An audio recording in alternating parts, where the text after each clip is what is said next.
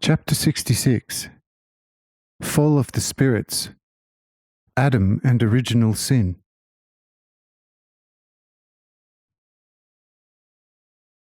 The Lord. It is the fall of the first created spirits, or the free and animated ideas of God within infinite space, that is the great separation of which Moses says, "And God divided the light from the darkness." How this is to be understood in its true and fully right correspondence, I have already made abundantly clear to you. The consequence of which is the necessary material world, which, in large and small units such as suns, earth, and moons, together with everything upon them, is spread out within infinite space.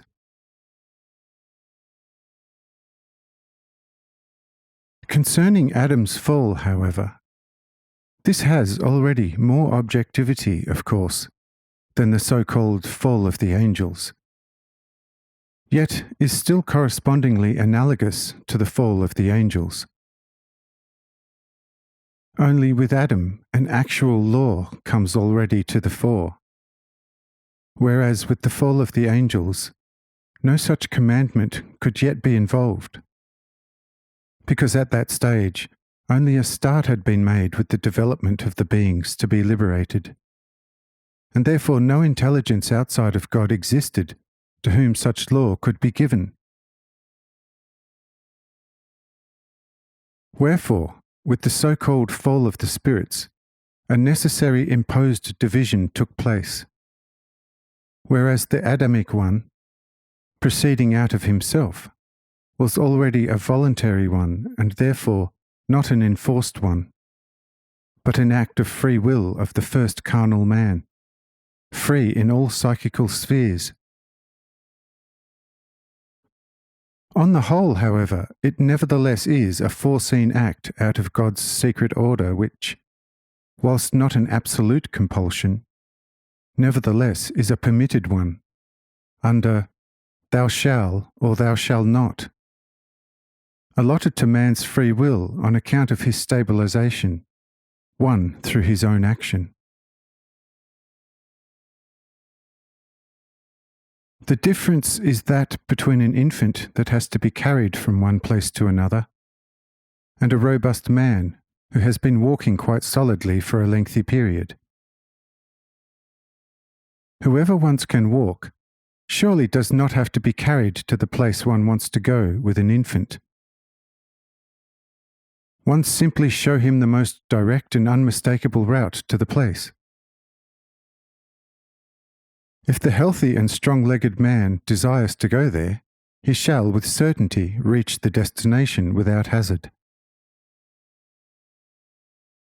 If, however, he is circuitous, or deviates knowingly, then he has only himself to blame if he reaches the destination later and with more trouble and effort. This we note with Adam.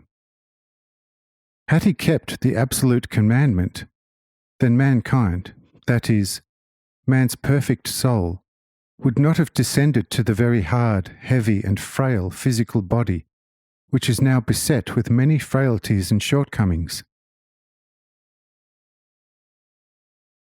But the disobedience of the positive commandment necessarily caused the first man a great deviation, by which he then reaches his aim much later and with much more trouble. But you are thinking by yourself, how can the keeping or non-keeping of a trivial and just moral commandment have such substantive effect on mankind's nature in aggregate? Even without his foolish indulgence, Adam would have remained the same sensual man that he remained through eating of the apple, and he would have had eventually still to die, as all mankind still does. In one respect, you are quite right, but also wrong in another. The eating of an apple, which is a salubrious and sweet fruit, certainly is not fatal, or all men eating apples should soon die thereafter. Wherefore there is nothing to the apple itself. But if its eating is prohibited for a certain time, and that only for further stabilizing of the soul, and the soul, conscious of its free will, ignore and transgresses the command, then she causes, as it were, a certain fracture in her being, which then resemble an open wound, which is difficult to ever heal again, because even if the wound is reduced to a scar, the scarring then constricts a number of vessels to the extent of impeding future circulation of life fluids to the soul, hence exerting a constantly painful sensation. Thereby, the soul is then distracted from striving for development of the spirit within her, and she busies herself with eliminating the scar.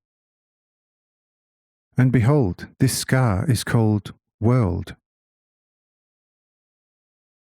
The soul indeed constantly strives to rid herself of this scar, because it pains her in her worldly concerns. Yet the more trouble she takes, the coarser the scar, producing more worldly cares in turn. And in the end, the soul has nothing further to do but concern herself with the healing of the scar.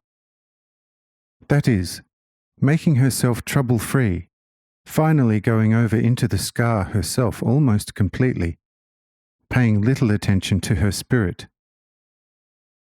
And behold, this is the so-called original sin.